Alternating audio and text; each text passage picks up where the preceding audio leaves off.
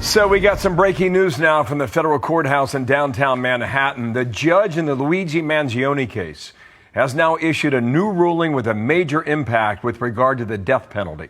Nate Foy live outside the federal courthouse where he is set to appear. Mangione is in about 30 minutes. Nate, what is going on now? The ruling. Hey, Bill. Good morning. So the judge just put out some written opinions ahead of the 11 a.m. federal hearing where Mangione will appear in two major decisions here. One of them for Mangione's defense and the other one against. The biggest news here is that the judge has agreed with Mangione's defense team to throw out the most serious charge against him of murder through use of a firearm and another firearms weapons charge.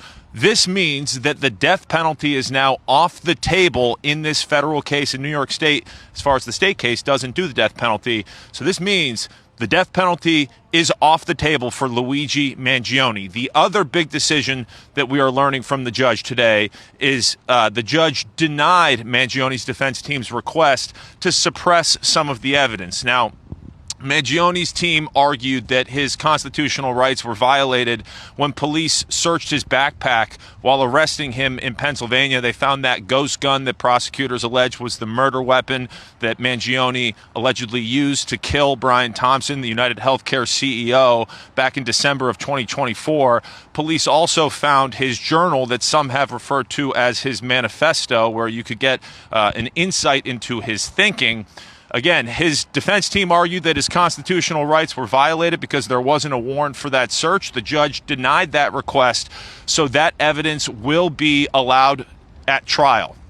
This decision, both of them, will have a big impact on the federal trial, including on the timing. So we knew going into today that the jury selection would happen in September, but this decision on throwing out the murder through use of a firearm charge will impact when the actual trial will start. So if the schedule holds, the federal trial will now start in October. The state case is sort of in limbo right now because the Manhattan DA's office wants the trial first. They want it to start July 1st. Mangione's team hasn't officially responded to that yet, but they have put out a statement where they called that unrealistic and say that they will need more time to prepare for this trial. The hearing today is still going to happen. Mangione will appear again at 11 o'clock, and the judge will lay out the next steps here. But the big news today is that the death penalty is off the table for Luigi Mangione. We'll send it back to you, Bill. Okay, wow. Okay, Nate, thanks on those developments in Lower Manhattan.